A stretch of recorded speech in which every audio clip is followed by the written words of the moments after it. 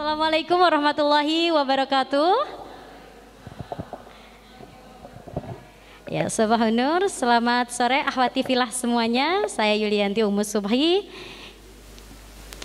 Siap menemani sore harimu, menemani waktu menjelang maghrib teman-teman semuanya, para ibu-ibu ya.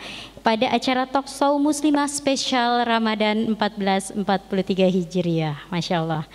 Perlu diketahui bersama bahwasannya acara ini diselenggarakan oleh Karib Keluarga Remaja Islam BSD dan juga disupport langsung oleh Masjid Asy-Syarif Al-Azhar BSD, Forum Masjid Mushola BSD dan juga teman-teman dari Aksi Cepat Tanggap. Dan terima kasih juga kami ucapkan kepada Wardah Beauty Cosmetics sebagai sponsor kita pada sore hari ini, juga kepada Masakan Timur Tengah, Masya Allah, Alhamdulillah ya, ternyata kita jadi berasa ada di Timur Tengah ya, Masya Allah, Insya Allah kita sampai ke sana. Baik, akhwati fillah, seperti biasa pada talk show spesial sore hari ini, kita tentu ada tema dan juga narasumber yang luar biasa akan kita bahas dan akan kita berjumpa juga dengan narasumbernya langsung di tempat yang mulia ini, di tempat yang insya Allah Allah berkahi ini, pada bulan yang mulia ini yaitu bulan Ramadan. Semoga kita semua mendapatkan kemuliaan-kemuliaan itu setelah bulan-bulan berikutnya. Amin amin ya robbal alamin. Baik, tema obrolan kita sore ini yaitu tentang Putri Mahkota Madrasah Utama. Ya, seperti yang sudah kita ketahui bersama. Teman-teman, halo, masih semangat? Masih puasa ya? Masih. Boleh yang di belakang mungkin bisa duduk di maju ke depan. Safnya boleh rapat ya, asal kita tetap menggunakan protokol kesehatan, menggunakan masker ya. Oke, baik. Oke, baiklah. Teman-teman, berbicara tentang wanita tentu tidak cukup 1-2 jam. Sehari pun bahkan kurang ya. Karena memang sejatinya kita sebagai perempuan, sebagai seorang ibu, sejatinya kita memang harus terus belajar agar menjadi perempuan-perempuan hebat, perempuan-perempuan pilihan yang benar-benar dirindukan oleh syurga. Masya Allah, betapa mulianya kita. Allah menciptakan perempuan di bumi ini, tetapi Allah menciptakan syurga di telapak kakinya. Betapa agungnya kita semua yang hadir di tempat ini. Baik, dalam ajaran agama Islam juga wanita memiliki kedudukan yang tinggi dan istimewa ya. Orang yang berjasa pada setiap kehidupan manusia karena ialah yang mengandung dan melahirkan anak-anak bangsa yang kelak akan membawa risalah kerasulan Rasulullah Sallallahu Alaihi Wasallam. Masya Allah, hadirin yang dimuliakan oleh Allah, di depan kita semua sudah hadir narasumber kita, yaitu Teteh Hajah Khadijah Peggy Melati Sukma, Esos MH, Masya Allah, Alhamdulillah ya. Beliau ini adalah narasumber yang sangat hebat, di mana setelah 20 tahunnya beliau aktif di entertainment, kini beliau aktif pada kegiatan kemanusiaan, bukan hanya di tingkat lokal, tetapi beliau sudah aktif peduli kemanusiaan di tingkat internasional. Masya Allah ya. Wah, kita apa kabar? Ya, nanti kita akan sama-sama bercengkrama, mengobrol santai dengan Teteh Khadijah di depan sini, dan tentunya sangat amazing sekali ya narasumber kita sore hari ini. Tentunya sudah tidak sabar, kita akan bahas tema seputar wanita, Putri Mahkota Madrasah Utama. Baiklah, kita langsung ajak saja Teteh Khadijah untuk bisa berada di tengah-tengah kita semuanya. Masya Allah, Alhamdulillah. Iya, gimana Teh? Alhamdulillah wa syukurillah. Masya Allah, sehat. Ini kelihatannya segar terus. Alhamdulillah. Apa karena sering menginspirasi banyak perempuan-perempuan dunia? Masya Allah. Masya Allah, Alhamdulillah ya. Baik, aktivitasnya sekarang apa saja nih ya Teh Khadijah? Aktivitasnya jadi karyawannya Allah. Kalau karyawannya Allah ya insya Allah mudah-mudahan bisa mengurusi terus segala urusan agama Allah. Oke. Amin ya rabbal Amin ya alamin. rabbal alamin. Semoga kita semua yang hadir di sini juga tetap memposisikan kita sebagai hamba Allah ya, sebagai karyawan Allah. Amin amin insyaallah. Agar tidak ada sombong di hati kita Amin, gitu ya. amin, insyaallah. Amin insyaallah. Masya Allah, pasti tentunya padat sekali aktivitasnya Teteh Khadijah ya. Ya kalau kita insya Allah nawaitu bisa menjadi karyawannya Allah, mengurusi urusan agama Allah, berarti kan tidak ada waktu ya. Artinya ya waktunya, hidupnya, pemikirannya semua harus dikontribusikan ya semaksimal kita bisa untuk hal yang paling utama memang dalam hidup ini ya syiar agama Allah. Ya mungkin dengan begitu kedengarannya sibuk. Tapi itu kan bukan kesibukan yang mengejar apapun ya, melainkan memang hakikat dari seorang hamba Allah ya mesti mengabdikan dirinya, pikirannya, hatinya, ya, waktunya, materi yang dimiliki ya memang semuanya harus dikembalikan keutamaannya karena Allah ya dan untuk urusan agama Allah, insya Allah. Pokoknya karena kita berasal diciptakan oleh Allah, maka segala sesuatu kita selama hidup di dunia tentu harus dikembalikan lagi kepada Allah gitu ya Teh ya.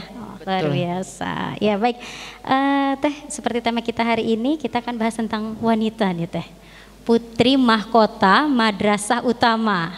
Masya Allah ya, Putri Mahkota di sini maknanya adalah wanita. Nah, coba kami ingin mendengar nih dari Teteh memberikan opening dulu nih seputar wanita sebagai makhluk yang mulia ciptaan Allah Subhanahu wa taala.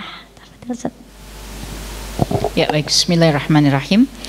Assalamualaikum warahmatullahi wabarakatuh. Astaghfirullahalazim, astaghfirullahalazim, astaghfirullahalazim wa atubu ilaih. Asyhadu an la ilaha illallah wa asyhadu anna Muhammadan abduhu wa rasuluh la nabiyya ba'da. Bismillahirrahmanirrahim. Rabbi shrahli sadri wa yassirli amri wahlul 'uqdatam min lisani yafqahu qawli. Amma ba'd. Bismillahirrahmanirrahim. Segala puji hanya bagi Allah Ta'ala. Alhamdulillah wa syukrulillah. Masya Allah, la haula wa la quwata illa billah. Sesungguhnya semua kita tidak memiliki daya dan kekuatan apapun selain karena pertolongan Allah. Segala puji hanya bagi Allah. Sesungguhnya segala kejadian merupakan kehendak dari Allah Subhanahu wa ta'ala. Dan kehendak Allah harus diterima tanpa pertanyaan, tanpa protes, tanpa menuntut, tanpa berprasangka apapun, cukup diterima. Dan setelahnya dihadapi dengan cara-cara yang sesuai, seperti bagaimana Allah memerintahkannya, bagaimana Rasulullah mencontohkannya. Itulah hamba Allah. Hamba Allah bukan mendahulukan perasaannya. Hamba Allah itu mendahulukan Allah. Urusan perasaannya juga bukan lagi menjadi suatu keutamaan. Apalagi ketika bertabrakan dengan ketentuan Allah, maka yang dimenangkan adalah ketentuan Allah. Insya Allah mudah-mudahan Allah ridha ya kepada setiap hambanya yang berikhtiar untuk menghamba kepada Allah. Dan Allah menetapkannya betul-betul menjadi hambanya Allah Ta'ala. Sebab Allah tidak akan merubah nasib suatu kaum hingga ia melakukan perubahannya sendiri. Kalau kita masih sering baper, Allah tidak akan menjadikan kita hamba yang tenang kalau kita terus larut dalam baper. Allah tidak akan menjadikan kita hamba yang kuat kalau kita terbiasa mendramatisir gitu ya keadaan sehingga sebetulnya melemahkan ya terhadap diri kita. Ya Allah tidak akan menjadikan kita hamba yang kuat. Tapi kalau kitanya menunjukkan kepada Allah bahwa semua titipan Allah ini kita pergunakan dengan baik. Menghadapi takdir Allah ya kita kuatkan. Menghadapi ketentuan Allah ya kita tabahkan. Menghadapi perintah Allah kita perjuangkan. Maka Allah akan menolong kita menjadi hambanya Allah ya ibadi. Allah panggil kita dengan sebutan yang sangat lembut ya, sangat halus, penuh cinta, penuh kasih ya, dipanggil dengan sebutan hambaku. Masya Allah. Mudah-mudahan itu menjadi semangat ya bagi kita untuk terus-menerus berharap hanya kepada Allah, berbuat hanya karena Allah, dan berkeinginan untuk bertemu dengan Allah. Salawat dan salam pada baginda Rasulullah Sallallahu Alaihi Wasallam, kekasih Allah, kecintaan Allah, pemimpin bagi seluruh umat manusia. Semoga selalu tercurah salam kesejahteraan bagi beliau dan seluruh keluarganya serta sahabatnya. Insya Allah dengan syafaat beliau, dengan izin Allah, semoga akhirat kita lebih mudah hingga bisa selamat tiba di jannah. Amin ya rabbal alamin. Bicara tentang perempuan ya, perempuan itu bagian dari makhluk Allah yang bernama manusia. Dan ketika Allah menciptakan manusia, itu jenisnya cuma ada dua, laki-laki dan perempuan. Pada surah Al-Hujurat ayat ke-13, Allah menjadikan laki-laki dan perempuan itu untuk memperkembangbiakan manusia-manusia lainnya. Dari satu laki-laki dan satu perempuan, maka kemudian manusia lainnya itu akan terjadi. Nah, prosesnya kan tentu kita pahami ya, lewat hubungan biologis ya, ada benih yang ditanamkan ya kepada wadah yang kokoh. Allah menyebutnya demikian di dalam Al-Qur'an, yaitu wadah yang disebut rahim. Dan pada surah Ar-Ra'd Allah mengatakan hanya Allah lah yang maha mengetahui segala rahasia ya tentang alam rahim ya. Dan proses itu dapat terjadi lewat suatu mekanisme yang sudah Allah tentukan, yaitu adalah pernikahan ya. Ketika proses pernikahan terjadi, kemudian laki-laki dengan perempuan menjadi halal di hadapan Allah ya, tentu dengan mengacu kepada syariat Islam. Dan kemudian Allah menakdirkan terjadilah perkembangbiakan manusia lainnya atau yang disebut dengan anak keturunan. Maka kemudian laki-laki dengan perempuan ini disebut menjadi seorang ayah dan seorang ibu. Kemudian mereka melahirkan anak keturunan yang disebut sebagai anak-anaknya. Yang tidak boleh dilupakan, proses yang kita sedang bicarakan ini seluruhnya adalah proses yang diadakan oleh Allah Ta'ala dengan maksud untuk memperkembangbiakan manusia. Nah, ketika manusia ini sudah berkembang biak, tentu kita harus paham kenapa sih Allah memperkembangbiakan manusia, kenapa sih Allah menciptakan ya manusia demi manusia itu untuk apa? Maka jawabannya bisa kita temui dalam surah Al-Baqarah ayat 30, surah Al-Insan ayat 1 sampai 3, dan juga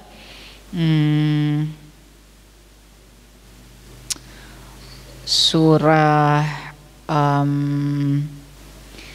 ya kita coba runut dulu surah Al-Baqarah ya ayat 30, di mana Allah Subhanahu wa taala menyampaikan bahwa Allah menciptakan manusia itu untuk menjadi khalifah ya, untuk menjadi khalifahnya. Jadi manusia diciptakan untuk mengurusi dunia, karena dunia itu sudah lebih dulu diciptakan. Dan kemudian Allah yang maha menentukan siapa ini yang mau disuruh mengurusi dunia ya. Bangsa jin sempat merasa bahwa mereka lah yang akan diberikan ya kenikmatan dunia ini, tapi ternyata Allah menciptakan makhluk lainnya yang bernama manusia, sehingga bangsa jin ada yang membangkang ya, tidak mau untuk menerima ketetapan Allah tersebut, sehingga Allah murka kepada mereka. Inilah para iblis, syaitan ya, yang terbakar oleh panasnya api cemburu, kesombongan ya, karena mereka merasa lebih pantas untuk menjadi perwakilan yang ditunjuk oleh Allah Ta'ala di dalam mengurus dan mengatur dunia. Tapi ternyata tidak, manusia ya yang dijadikan oleh Allah sebagai khalifah. Karena perempuan itu bagian dari makhluk yang bernama manusia, maka perempuan itu adalah khalifah di muka bumi ini ya. Diperintahkan oleh Allah untuk mengatur, mengurus, mengelola ya keadaan dunia ini. Kemudian Allah menciptakan manusia, Allah menyebut untuk memberinya ujian ya. Jadi kita diciptakan untuk diuji. Pada surah Al-Insan Allah memberi ujian, yaitu perintah-perintah Allah dan larangan-larangan Allah. Maka Allah menciptakan kita itu untuk menjadi khalifah, mengurus jagat dunia ini, tetapi juga menjalankan proses ujian itu gitu dari Allah ya. Allah menyebutkan bahwa ketika Allah memberi ujian berupa perintah dan larangan, itu bersamaan dengan Allah memberikan petunjuk. Tetapi banyak di antara manusia yang tidak mau mengambil petunjuk Allah itu. Jadi ketika Allah memberikan perintah dan ujian, bukan kemudian Allah memberi ujian yaitu perintah dan larangan, bukan kemudian Allah membiarkan, tapi lengkap dengan petunjuknya. Asalkan kita mau mengambil, mengikut, menuruti. Itu sebabnya pada awal pembukaan tadi ya, Tete sampaikan bahwa jadi hamba Allah itu nurut aja sama Allah ya. Justru kita yang harus belajar terus Allah itu maunya kita seperti apa ya. Allah itu memerintahkannya kita harus berbuat yang bagaimana sebagai perempuan, sebagai penggerak kehidupan, sebagai ibu, sebagai istri. Ya kita cari tahu terus ya detail-detail dari perintah dan ketetapan Allah, sebab memang Allah menciptakan untuk menguji kita dengan perintah dan larangan. Nah kalau kitanya tidak mempelajari, kalau kitanya tidak mengerti, kita tidak mengikuti, ya sudah pasti kita akan tersesat, akan terjerembab ya, akan keliru begitu ya. Nah yang terakhir Allah menciptakan manusia itu untuk beribadah kepada Allah. Hujurat ayat Ya, 56 itu ya Hujurat Ad-Dariyat. Al-Zariyat ya. Jadi Al-Zariyat pada Hujurat 13 itu tentang perkembangbiakan manusia. Lalu Baqarah 30 manusia dijadikan khalifah, dan kemudian Al-Insan 123 manusia diciptakan lalu diberikan ujian kepadanya, dan pada Adz-Dzariyat 56 sudah disebutkan wa ma khalaqtul jinna wal insa illa liya'budun. Allah tidak menciptakan jin dan manusia selain untuk beribadah ya kepada Allah. Karena perempuan itu adalah bagian dari makhluk yang bernama manusia, maka yang disebutkan oleh Allah ini ya adalah partnya perempuan juga ya, bagiannya si perempuan. Oleh karenanya Nabi SAW menyampaikan di dalam hadisnya bahwa semua dari kalian itu pemimpin, dan masing-masing diberi wilayah kepemimpinannya oleh Allah Ta'ala. Ketika dalam hubungan laki-laki dan perempuan, maka laki-laki itu pemimpin di dalam keluarga, dan perempuan itu adalah pemimpin bagi anak-anaknya dan di dalam rumah suaminya ya, di dalam rumah bersama suaminya itu ya, dia pemimpinnya. Memang dia yang harus mengatur, mengurus, mengelola rumah ya. Itu yang dalam bahasa kekinian itu suka disebutnya urusan domestik, dan kesannya kalau urusan domestik itu maaf kok seperti ecek-ecek, seperti hal yang rendah gitu ya, seperti hal yang kayaknya biasa-biasa saja gitu ya, hanya berkiprah di urusan domestik, tidak berkiprah di urusan yang publik yang luas gitu. Padahal tidak, padahal ini hadis Nabi SAW bahwa memang perempuan itu pemimpin bagi anak-anaknya dan di dalam rumah ya yang ia tinggali bersama suaminya. Dan Nabi mengatakan Allah itu akan meminta pertanggungjawaban kepada setiap pemimpin atas apa yang dipimpinnya.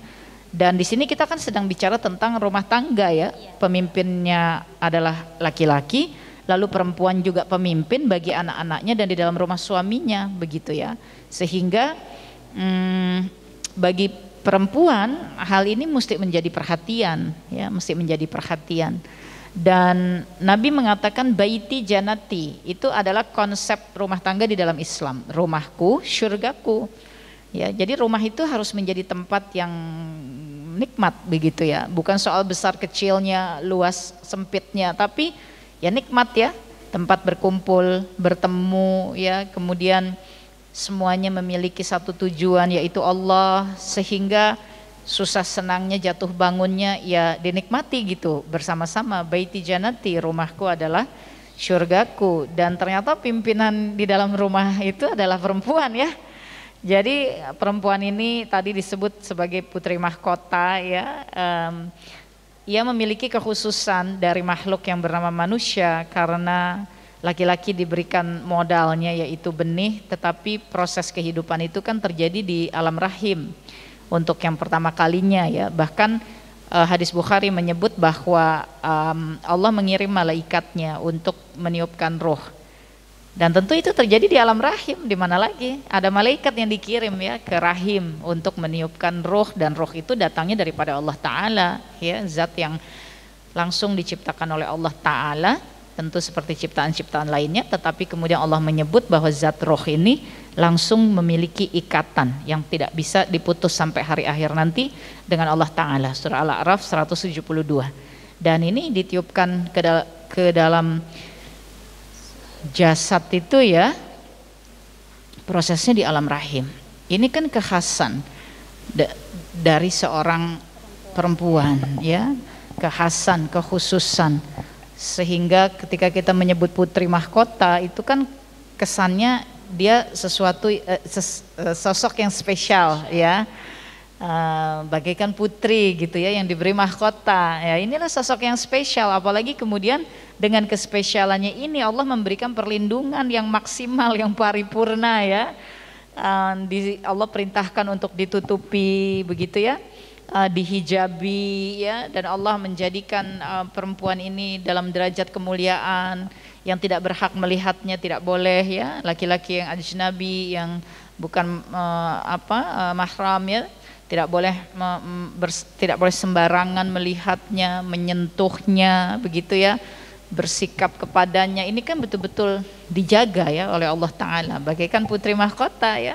Mengapa? Ya tadi karena ia diberi kekhasan yaitu alam rahim. Di sanalah roh ditiupkan, di sanalah proses kehidupan pertama kali itu bergerak, dan Allah titipkan makanan pertama ya dari setiap makhluk itu ya tentu pada perempuan, yaitu air susunya, sehingga konstruksi tubuhnya pun menjadi berbeda ya dari yang biasa. Dan untuk itulah sekali lagi Allah memperlakukannya dengan khusus, dia harus ditutupi, dia harus dihijabi ya, karena ia memiliki porsi-porsi yang berbeda dari makhluk yang manusia yang bernama laki-laki. Maka kemudian dia dibentuk dengan suatu bentuk yang juga spesifik ya. Bentuknya yang spesifik ini mengacu kepada alam rahim ya, yang memang Allah jadikan melekat kepada sosok yang kita sebut putri mahkota ini ya, seorang perempuan.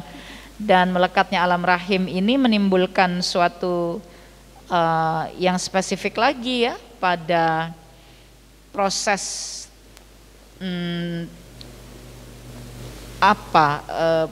metabolisme ya tubuh manusia. Karena ketika kita bicara proses metabolisme, kemudian kalau pada perempuan ada yang disebut reproduksi, itu kan semua kita sedang bicarakan ciptaannya Allah ya.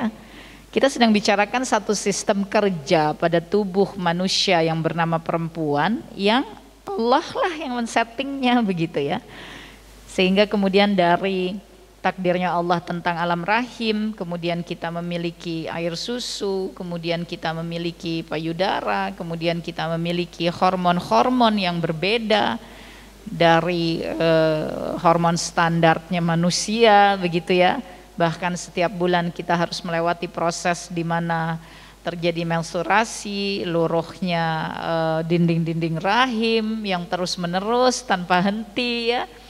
Dan itu sangat bertalian erat dengan kerja organ tubuh yang dipengaruhi oleh hormon, dan hormon itu berangkatnya dari kelenjar otak, sehingga otaknya juga menjadi berbeda ya fungsi kerjanya dan seterusnya. Inilah perempuan, Masya Allah ya, spesial, khusus begitu ya, ada hal-hal khusus tentangnya. Dan proses alam rahim ini yang membuat ia kemudian juga disebut sebagai al-ummu madrasatul ula ya, dia madrasah pertama, karena tali pusat itu menyambungkan antara bayi dengan ibunya, sehingga yang tersambung bukan hanya soal makanannya, tapi apa yang memang dikerjakan, diucapkan, dirasakan oleh ibunya ini tersambunglah kepada bayi yang baru ditiupkan roh itu ya oleh malaikat Allah. Dengan demikian menjadi pendidik, pengajar ya, sekolahan pertama bagi makhluk Allah yang bernama manusia, yaitulah perempuan. Dengan begitu lagi, maka tanggung jawab perempuan ini kepada Allah memang luar biasa ya. Oleh karenanya Allah muliakan dia, disuruh menutupi aurat, menghijabi dirinya ya. Diberikan contoh-contoh perempuan-perempuan penghulu syurga seperti Umi Aisyah, Umi Asiyah binti Muzahim, Umi Maryam binti Imran, Umi Khadijah binti Khuwailid, semua yang disebut sebagai para wanita penghulu jannah, wanita-wanita yang paling pertama dijamin syurganya oleh Allah Ta'ala. Di situ Allah memberi contoh bagaimana para wanita ini menjaga kehormatannya, kesuciannya, bagaimana para wanita ini fokus bukan kepada persoalan tubuhnya, penampilannya ya. Mereka semua disebut sebagai wanita-wanita yang cantik jelita ya. Tetapi riwayat menyebutkan bagaimana mereka itu sangat produktif di dalam memperjuangkan agama Allah, bagaimana fokusnya kepada dakwah agama Allah, bagaimana pengorbanannya untuk urusan umat ya. Sehingga kecantikannya bukan sifatnya hanya fisik semata, tetapi kecantikannya itu karena keimanannya kepada Allah Subhanahu wa taala ya. Nah, inilah gambaran singkat tentang Putri Mahkota dan madrasah yang pertama ya. Itu adalah perempuan. Wallahu a'lam bishawab. Ya, Masya Allah ya, memang bicara tentang wanita memang tadi Teh Khadijah menyampaikan kita ini adalah rahim peradaban dunia, begitu ya Teh Khadijah ya. Nah, ini berarti kita memang memegang peranan penting terhadap kehidupan yang ada di muka bumi ini, begitu. Tetapi jangan dijadikan hal tersebut, tuntutan-tuntutan dari Allah, aturan-aturan dari Allah menjadikan kita jadi stres ya, Teh Fei.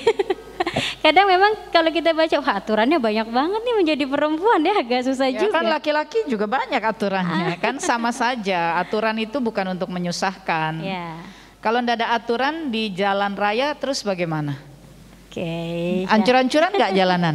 Kan kita bisa merasakan jalanan itu tertib, kita merasa tenang gitu. Mengendarai, kita kan merasa tenang. Oh, jalur ini mobil ke sana, jalur itu mobil ke sini. Coba kalau nggak ada aturan, apa nggak stres kita?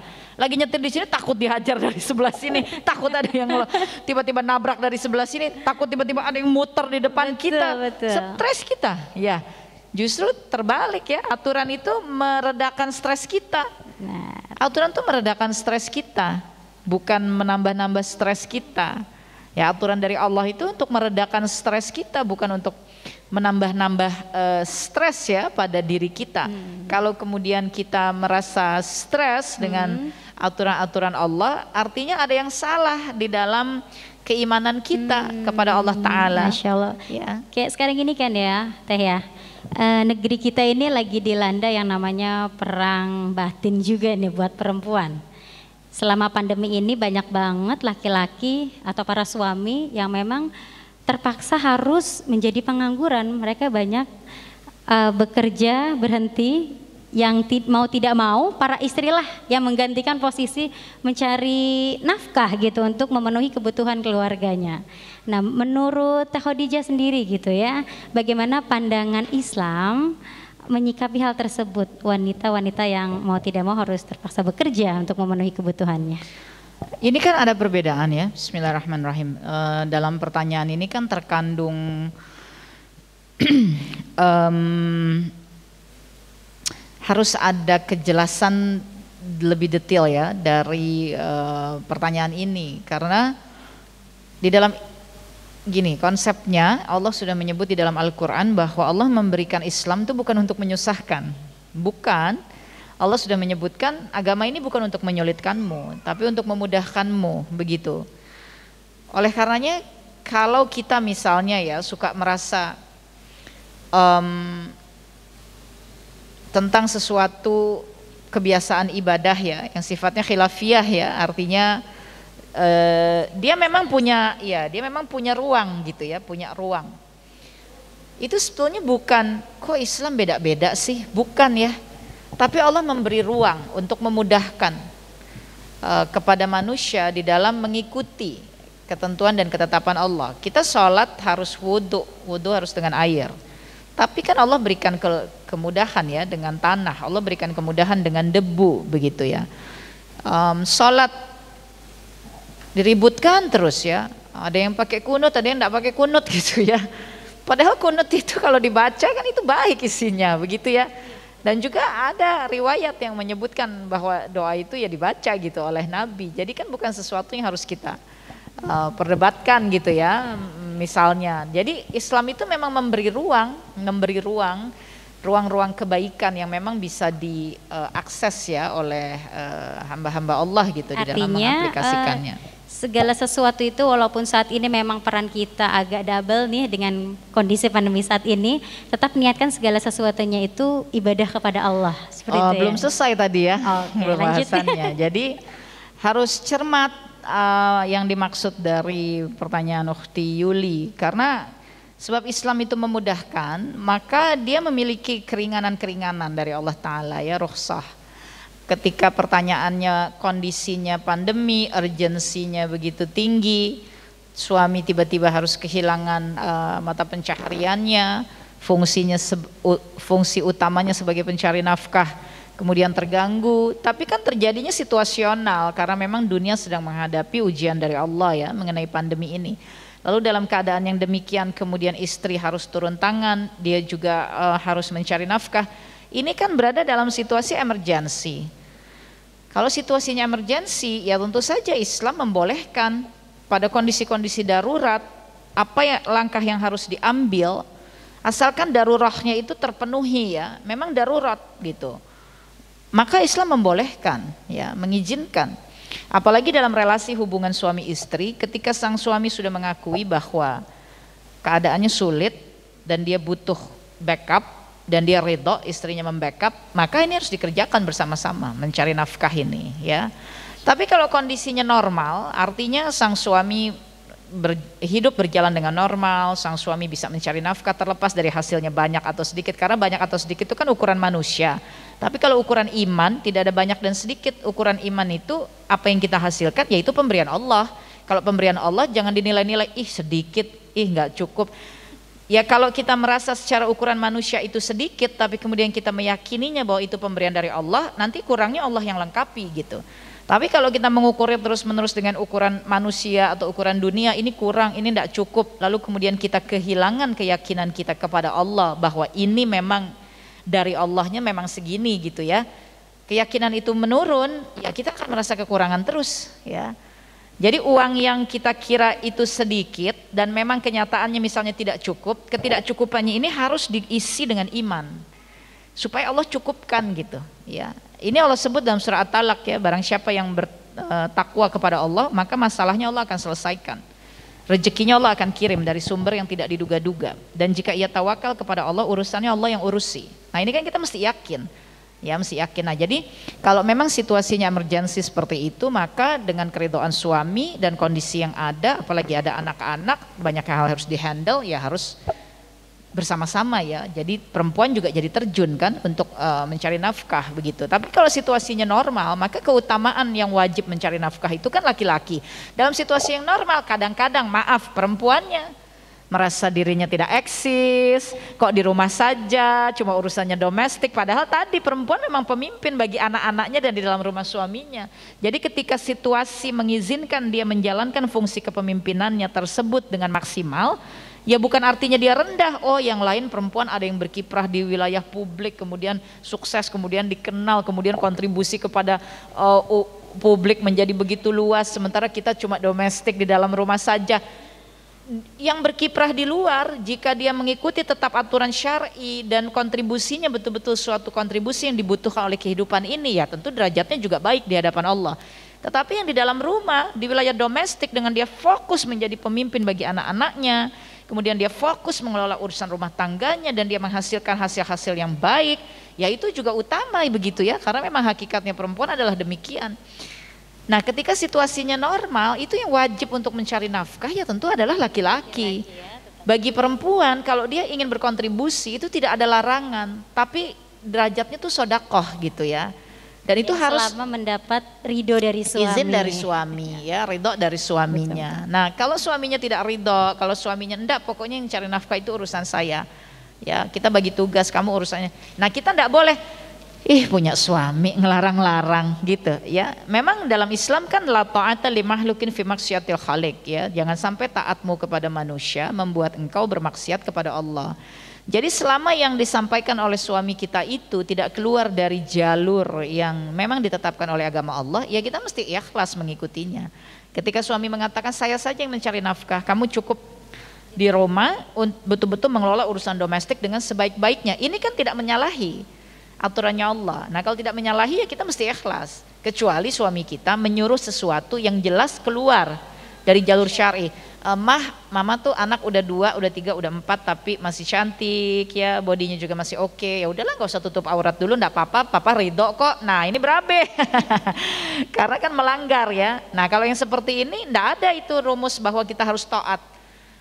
Ya, kita justru harus menempatkan ketaatan itu dalam koridor taatnya kepada Allah. Kalau suami kita seperti ini tidak ada kewajiban untuk taat, tapi menyampaikannya tetap harus dengan baik-baik karena suami tetap figur yang merupakan pemimpin gitu ya di dalam rumah. Jadi urusan mencari nafkah itu kewajibannya ada pada suami, tapi urusan apakah perempuan boleh berkontribusi di dalam kehidupan ini, apalagi ketika dia misalnya ya menjadi tulang punggung dia sendiri ya, atau misalnya suami betul-betul keadaannya macet di sana sini tidak bisa lagi menghasilkan, dan itu kan semuanya ujian dari Allah kan, terjadinya atas izin Allah gitu. Nah di sini perempuan boleh mengambil porsi dengan tidak meninggalkan ketentuan syariat dari Allah Ta'ala. Sebab laki-laki juga begitu, dia wajib mencari nafkah tapi aturan syariatnya kan banyak. Bukan cuma perempuan yang diatur, kadang kitanya suka lebay, kita suka merasa banyak amat sih aturan untuk perempuan, padahal aturan untuk laki-laki juga banyak. Allah juga sama memberi aturan kepada laki-laki, kepada perempuan. Ya Allah beri aturan kepada seluruhnya kan, kepada seluruh jagat dunia ini kan ada di dalam aturannya Allah Subhanahu Wa Ta'ala. Ya punyanya Allah, ya Allah dong yang ngatur kan gitu ya. Kira-kira seperti itu. Wallahu a'lam bishawab. Ya, Masya Allah ya, itu terkait tentang wanita dari masalah domestik, masalah pekerjaan di luar, kegiatan kita dimanapun, asalkan kita tetap mentaati aturan-aturannya Allah, insya Allah Allah akan memberikan jalan setiap kesulitan yang kita hadapi. Baik, para ikhwati fillah, mungkin kita biar agak komunikatif, ada yang ingin bertanya terlebih dahulu? Kita buka satu pertanyaan.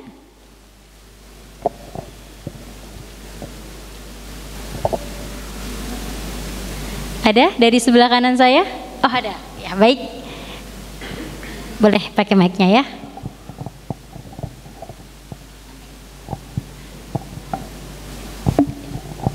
Assalamualaikum warahmatullahi wabarakatuh. Waalaikumsalam. Teteh Hajah Hadijah Peggy, saya mau bertanya. Sempat heboh ya berita tentang seorang ibu yang tega mengakhiri nyawa anaknya karena alasannya tak ingin anaknya menderita. Terus pertanyaannya, bagaimana atau apa yang perlu kita lakukan agar kita bisa terhindar dari itu, kejadian itu? Terima kasih. Baik, terima kasih. Baik, bisa langsung dijawab saja, Teh. Ya, baik. Bismillahirrahmanirrahim. Pertama, ketika mendengar kabar tersebut ya, apalagi gambar-gambar yang dimunculkan menunjukkan sosoknya sebagai muslimah. Karena beliaunya, gambar-gambar yang muncul kan menunjukkan beliaunya menutup auratnya begitu ya. Artinya beliau seorang muslimah. Nah, ketika kita khususnya teteh ya melihat dan mendengar kabar ini, maka yang pertama kali dilakukan adalah mohon ampun kepada Allah Ta'ala ya, karena Islam itu satu tubuh. Kita itu punya kewajiban sebagai sesama muslim kepada muslim lainnya ya. Kalau sampai ada muslimah saudari kita sampai mengalami kejadian seperti ini ya, kita kemana selama ini ya, sebagaimana sih kepedulian kita kepada sekitar kita gitu selama ini ya. Apakah dakwah-dakwah kita hanya terfokus kepada tempat-tempat tertentu atau keadaan-keadaan tertentu ya? Kenapa kita tidak bisa menjangkau saudari kita ini, sehingga hal seperti ini mesti terjadi ya, dengan tekanan hidup yang begitu sulitnya, dengan kondisi mental yang rapuh, sehingga kemudian ia menyatakan banyak mendengar bisikan-bisikan, dan kemudian bisikan itu katanya menyuruh-nyuruhnya untuk menggorok leher anaknya supaya anaknya tidak lagi dihina-hina orang karena mereka susah ya, dia tidak mau anaknya dihina orang, tidak mau anaknya hidupnya susah. Ya udah, ibaratnya kalau bahasa gampangnya lebih baik mati aja deh daripada terlalu menderita di dunia ini, kan begitu. Jadinya salah ya, jadinya kan salah langkah. Ya pertama tentu kita harus bertaubat kepada Allah Ta'ala, memohon ampun kepada Allah Ta'ala. Semoga di hari penghisaban nanti kita tidak dipertanyakan Allah tentang hal ini ya, karena kalau Allah pertanyakan tidak bisa jawab ini, astagfirullahaladzim ya. Bagaimana menjawabnya kepada Allah Ta'ala. Semoga Allah mengampuni kita semuanya atas kejadian-kejadian yang terjadi pada saudari-saudari kita muslimah, entah kisah yang satu ini maupun kisah-kisah muslimah lainnya di berbagai belahan dunia ya, yang kesusahannya hari ini kadang di luar batas kemampuan akal dan hati kita ya untuk menerimanya. Maka kita minta ampun kepada Allah dan minta dikuatkan oleh Allah ya, dan mendoakan kepada saudari muslimah kita itu agar diampuni oleh Allah Ta'ala ya. Dan kemudian yang paling penting yang kita harus cermati ya, kalau tadi pertanyaannya kita harus bagaimana supaya terhindar dari hal seperti itu, maka jawabannya ini masih dua part ya, part tentang peristiwa kepada saudari muslimah kita itu dan part tentang kitanya ya. Nah tentang saudari muslimah kita tersebut atau kejadian-kejadian yang seperti itu, maka kita perlu cermati karena setiap kita kan hidup di tengah sistem sosial, ada lingkungan, ada sistem negara begitu ya, yang semestinya tentu bisa menjangkau ya kondisi-kondisi yang seperti ini. Kalau kalimat-kalimatnya yang muncul dari integrasi ya, yang katanya kan seperti orang kalut gitu ya, kalimat-kalimatnya yang muncul dari beliaunya itu kan selalu mengindikasikan kesusahan hidup, kesulitan hidup, keterpurukan, ketiadaan harapan. Ya tentu pertanyaannya kan bagaimana fungsi sistem sosial yang ada di sekitarnya, kan begitu ya. Itu sebabnya kenapa sih Islam itu mensyariatkan tentang zakat, tentang sedekah, ya, tentang wakaf. Itu kan sebetulnya bagaimana Allah mengajarkan kita supaya kita itu ambil peran gitu ya di dalam mengurusi keadaan saudara-saudara kita yang memang Allah uji dengan takdir-takdir yang demikian itu gitu. Dan kita harus ingat bahwa harta yang dititipkan kepada kita itu juga ujian, karena Allah menyebut di dalam Al-Quran di antaranya Al-A'raf 168 bahwa sesungguhnya kenikmatan dan kesusahan keduanya adalah ujian. Yang diberi kenikmatan harta kan diuji sama Allah, dia mengeluarkan gak hartanya begitu ya untuk saudaranya yang diuji oleh Allah dengan kesusahan. Yang sedang diuji dengan kesusahan ya tentu Allah ingin menguji sebagaimana dia bertahan ya dalam keimanannya kepada Allah di antara kesusahan yang sedang Allah ujikan kepada dia.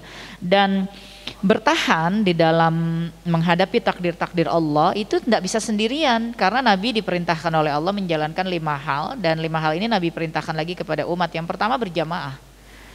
Jadi memang harus berjamaah ya, tidak bisa sendirian. Nah dengan berjamaah seperti ini kemudian kita menguatkan lagi tugas kita ya, menguatkan lagi fungsi tugas kita menjadi lebih besar gitu skupnya. Kalau sendiri mungkin kita membantunya skalanya kecil, tapi dengan begini kita bisa membantu lebih besar ya. Seperti tadi misalnya ada lembaga-lembaga yang menghususkan diri memberikan bantuan kemanusiaan, itu kan sebetulnya menggalang, mengumpulkan bantuan-bantuan ini sehingga jumlahnya menjadi lebih besar, dan mendistribusikannya yang menerima juga jumlahnya jadi lebih besar kan, dibandingkan hanya satu orang 10 orang dengan 100 orang mungkin kan jatuhnya jadi berbeda ya. Nah jadi sistem sosialnya kita mesti cermati, sistem negaranya kita mesti cermati, karena ada saudari kita yang merasakan kesusahan, penderitaan, dan ini kan bukan yang pertama. Pada pandemi awal 2020 kita mendengar satu keluarga ya di mana Lampung atau di mana yang bunuh diri karena sudah tidak tahu lagi harus bagaimana ya. Yang tertinggal kalau tidak salah juga cuma anaknya ya yang kesusahan makan dan seterusnya. Ya semoga Allah mengampuni kita semuanya. Ya semoga Allah Amin. mengampuni kita semuanya. Nah terakhir tentang diri kitanya, bagaimana supaya terhindar ya teh dari yang demikian. Melihat beberapa part dari interogasi ketika dia selalu mengatakan ada suara-suara membisiki, suara membisiki. Nah ini kan sebetulnya bisikan syaitan ya, yang tidak pernah syaitan melepaskan kita, terkecuali di Ramadan ini kan Allah belenggu ya syaitan. Tapi di luar Ramadan kan tidak dibelenggu ya. Dia menjalankan pembuktiannya kepada Allah ya, menggoda untuk menyesatkan manusia ya, seperti itu. Nah bagaimana agar kita terhindar dari bisikan-bisikan syaitan? Maka Allah yang mengatakan di dalam Al-Quran, jangan mengambil syaitan sebagai pemimpin. Artinya proses hidup kita keseharian itu mesti proses hidup yang selalu berusaha menjauhkan diri dari apa yang Allah tidak suka. Karena begitu Allah mengatakan atau memerintahkan pelarangan terhadap sesuatu, atau Allah memberi pernyataan Allah tidak menyukainya, Allah memberi pernyataan Allah murka kepadanya, ini dengan kata lain otomatis bagian-bagian yang itu yang diambil oleh syaitan.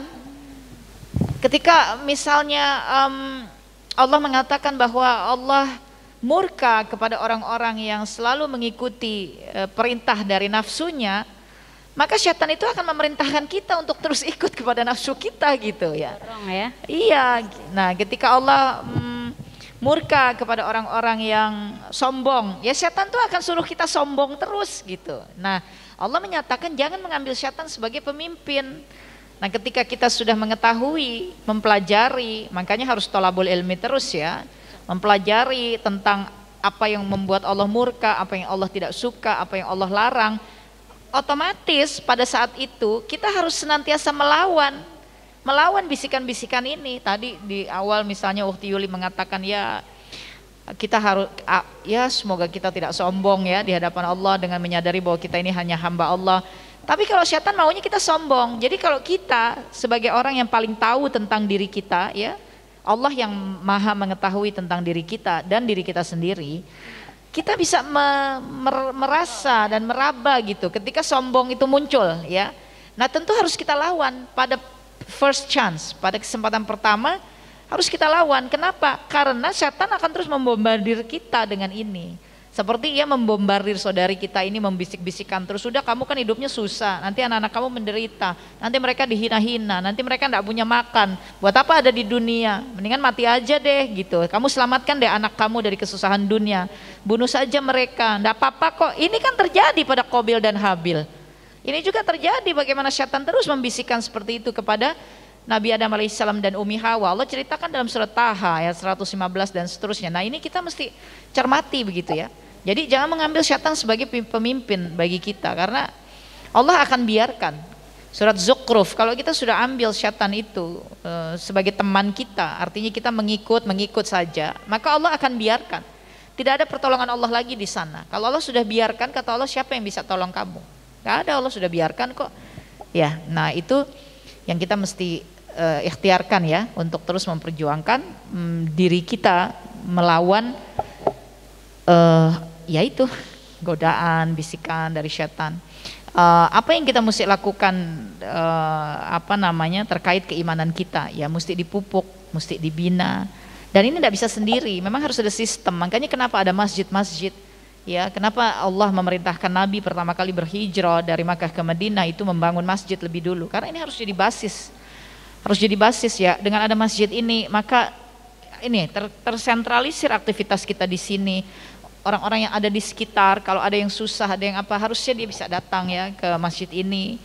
Kemudian ada kumpulan jamaah di sini, yang kemudian pengurus masjid ini bisa berkomunikasi, bisa kemudian mengumpulkan, dan kumpulan bantuan ini bisa didistribusikan. Nah masjid ini kan harus terus diantaranya ya, pertolongan Allah itu dengan mendirikan rumah-rumah Allah ini ya, sebagai basis-basis perjuangan, basis-basis kepedulian kepada sekitar, basis-basis ilmu begitu ya. Nah teman-teman yang punya komunitas seperti ini juga harus jemput bola, harus mencermati di lingkungan sekitar kita, at least lingkungan dulu deh ya, yang terdekat. Mana-mana yang kita mesti cermati, bantu, ada nggak part-part wilayah di sekitar kita yang memang urgensinya tinggi, harus kita touch, tidak boleh kita biarkan, resikonya besar. Dari mana ya kita membantunya? Ya diskusi dengan masjid. Kemudian seperti yang tadi cerita ya, ada mengajak sesepuh-sesepuh senior, tokoh masyarakat, mungkin mereka dengan pengalamannya dan posisi yang sudah Allah tibakan di titik itu bisa mempermudah ikhtiar-ikhtiar kita. Intinya bergerak terus, peduli gitu, memperhatikan ya. Jadi muslimah tuh tidak boleh abai, bukan hanya tentang diri kita. Muslimah itu kan ibu rahim peradaban, jadi bukan hanya anak kita, tapi anak-anak kaum muslim tuh anak kita gitu semuanya ya. Itu harus kita perhatikan seluruhnya. Kira-kira begitu. Wallahu a'lam bishawab. Masya Allah ya, alhamdulillah teman-teman sekalian dan Teteh Khadijah. Jadi Karib ini punya program namanya Adik Asuh. Nah, jadi kami mencari adik-adik duafa, yatim atau piatu. Masya Allah. Kemudian kami juga betul dinaungi. Benar ya, sekali, Masya Allah ya. Doakan semoga teman-teman di sini, teman-teman Karib semua istiqomah. Amin ya rabbal alamin. Karena memang yang sulit adalah istiqomahnya itu. Insya Allah tidak ya, sulit dengan izin Allah. Ya. Allah, Pokoknya tidak boleh ada sebut kebaikan dengan kata sulit. Ya. Jangan ya. Insya Allah nanti insya Allah dimudahkan Allah. Amin, ya. amin, Dengan ya izin rabbal Allah alamin. dimudahkan Allah ya. Istiqomah insya Allah dimudahkan Allah, sabar insya Allah dimudahkan Allah, hidayah insya Allah diberikan oleh Allah ya. Pokoknya semua kebaikan-kebaikan yang bisa menghantarkan kita ke surga, insya Allah kita husnuzon. Dimudahkan oleh ya, Allah. Pasti asal itu ya. kita berjuang. Pasti insya Allah. Allah udah menyebut, Sudah tidakkah janji. kalian sadar kalau surga itu diciptakan untuk kalian? Betul. Al-Baqarah 9495. Ya, kalau Allah sudah ciptakan untuk kita, ya Allah sudah sediakan juga jalannya. Kalau jalan itu terjal, penuh lika-liku, naik turun, curam terjal, ya itulah yang memang harus ditempuh ya untuk sampai di sana. Jadi insya Allah kita tidak merasa sulit lah untuk hal yang paling sulit sekalipun. Insya Allah kita tidak merasa sulit karena kita tahu itu jalan untuk ke jannah ya. Insya Allah mudah-mudahan saling menguatkan. Amin Ya, insya Allah. Amin ya rabbal alamin. Ya Allah. Benar sekali ya bahwa memang berbicara tentang wanita itu nggak cukup 1 jam 2 jam. Perlu butuh waktu yang sangat lama ini ya. Atau kita membuat waktu manggil Teh Khadijah lagi ya ke sini ya. Insya Allah. Biar lebih intensif gitu. Masya Allah ya. Baik Ahwati Fillah semuanya, ada ungkapan bahwa wanita adalah tonggak peradaban. Bahkan Rasulullah sendiri mengatakan apabila wanita itu baik maka negaranya juga akan baik. Tetapi apabila wanitanya itu buruk maka yang terjadi adalah negara kita menjadi buruk pula. Seperti itu. Nah jadi bisa kita pahami bahwa setiap ibu, setiap kita adalah madrasah bagi anak-anaknya yang nantinya akan melahirkan pemimpin-pemimpin yang baik, yang melanjutkan estafet perjuangan Rasulullah Sallallahu Alaihi Wasallam. Masya Allah, tidak terasa sudah di penghujung kita. Mungkin ada closing statement dari Teh Khadijah untuk bisa lebih menyemangati kita semua sebagai perempuan, sebagai ibu terutama ya. Silahkan. Ya Masya Allah. Mungkin tidak banyak ya, karena sudah cukup panjang obrolan kita. Semoga bisa diambil intisarinya, hikmahnya, dan jangan lupa bahwa Islam itu memuliakan perempuan dan Islam itu adalah agama Allah.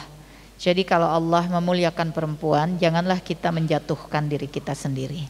Janganlah kita merendahkan diri kita sendiri.